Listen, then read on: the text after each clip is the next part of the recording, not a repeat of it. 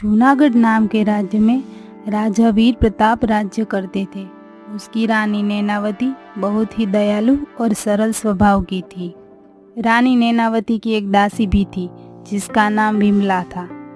विमला बहुत ही लालची स्वभाव की थी। उसे हमेशा गहनों का मोह रहता था। एक दिन सुबह सुबह विमला झाड़ू लगा रही थी और अपने आप से बोलती है, सारा दिन काम करो फिर भी यही मामूली तनख्वाह, और महारानी जी को देखो सोने की थाली में खाती है और मैं तो वही पुरानी थाली में। क्या कभी मेरी किस्मत पलटेगी? तभी महारानी नैनावती वहाँ पे आ जाती है। विमला, तुम तो सुबह सुबह ही काम पे लग जाती हो, बहुत मेहनती हो तुम।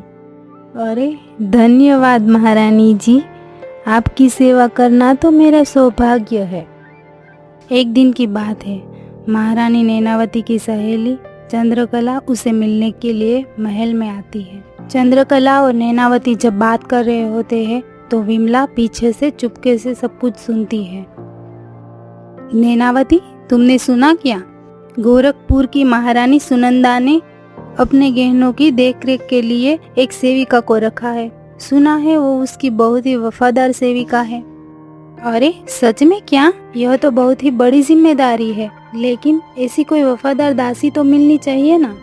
विमला पीछे से सब कुछ सुन रही थी। उसकी आंखों में अचानक ही चमक आ जाती है और वो सोचने लगती है, अगर मुझे ये जिम्मेदारी मिल जाए तो मैं धीरे धीरे सारे गहने अपने घर पहुंचा दूंगी। फिर मुझे कौन रोकेगा अमीर बनने से। रानी नैनावती की सहेली चंद्रकला जब चली जाती है तो विमला उसके पास आती है और बोलती है, महारानी जी, मुझे आपसे कुछ कहना है। हाँ बोलो ना विमला, क्या कहना है तुम्हें? क्या महारानी जी, आपको मुझ पे इतना भी भरोसा नहीं है? मैं कुछ समझी नहीं, साफ साफ कहो, क्या कहना चाहती हो तुम? महारानी जी, मैं आपकी वर्षों से सेवा कर रही हूँ। अगर आप चाहे तो मैं आपके गहनों की देखभाल कर सकती हूँ।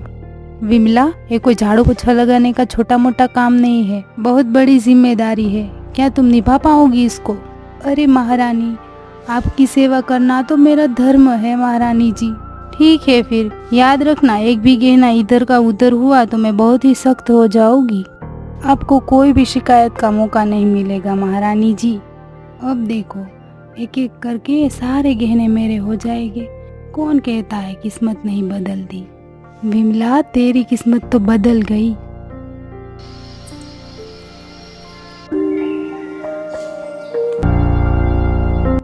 थोड़े दिन के बाद राजमहल में जब कोई भी नहीं था तो विमला गहनों के पास आती है।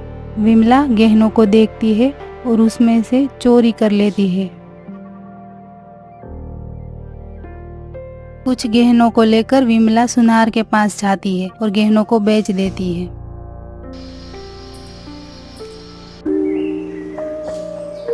एक दिन विमला साफ सफाई कर रही थी, तभी महारानी नैनावती अपने सभी गहनों को देख रही होती है। नैनावती गहनों की गिनती करती है तो उसमें से कुछ गहने कम थे। विमला, इधर आओ।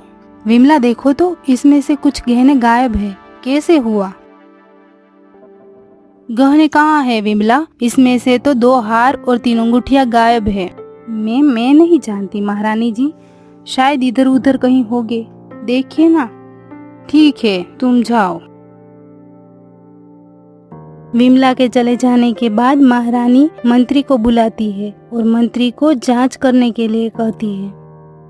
मंत्री के जांच पड़ताल करने से पता चला कि विमला सुनार के वहाँ पे गहने बेचने जाती है। मंत्री ने सारी बात रानी को बताई। विमला, ओ विमला, इधर आओ। बोलिए महारानी जी, आपने मुझे बुलाया? विमला, तुमने सुनार को गहने बेचे हैं मेरे। तुमने मेरे विश्वास को तोड़ा है, इसकी सजा तुम्हें जरूर मिलेगी। और इसकी सजा ये है कि तुम्हें इस राज्य से चले जाना होगा। निकल जाओ यहाँ से। विमला वहाँ से निकल जाती है। काफी देर चलने के बाद रात हो जाती है। जैसे ही वो आगे जाती है कि उसे एक घर दिखता है। आज की रात इस घर पे रुक जाती हूँ, सुबह गांव की ओर जाऊंगी। विमला जैसे ही घर के अंदर जाती है कि उसे 5 मटके दिखते हैं जो सोने के भरे हुए थे। अरे बाप रे, ये क्या? ये मटके तो सोने के गहनों से भरे हुए हैं। विमला सभी मटकों को देखती है, लेकिन एक मटका अधूरा था।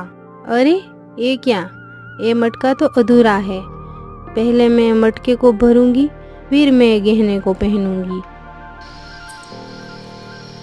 विमला रात को वहीं पे सो जाती है। दूसरे दिन विमला सुबह को उठती है। चलो आज से ही मैं इस 5वें मटके को भरने की शुरुआत कर देती हूँ।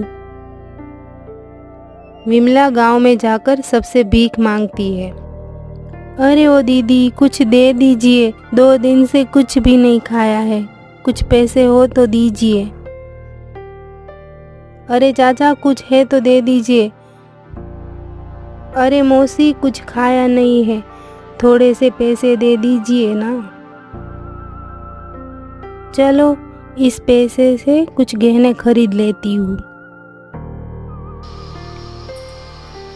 शाम हो जाती है। गहने खरीदकर विमला घर आती है और 5वें मटके में डाल देती है। दूसरे दिन फिर से विमला भीख मांगने के लिए सबके घर जाती है। कुछ पैसे दे दीजिए मौसी, बहुत ही भूख लगी है।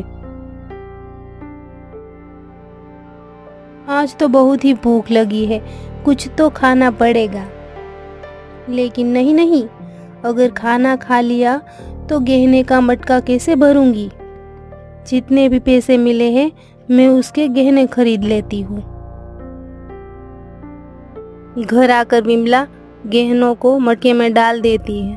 तभी उस मटके में से 5 भूत निकलते हैं और 5वें मटके का भूत विमला से कहता है, अरे ओ विमला, मुझे और गहने चाहिए, और गहने डालो, पूरा मटका भरना चाहिए।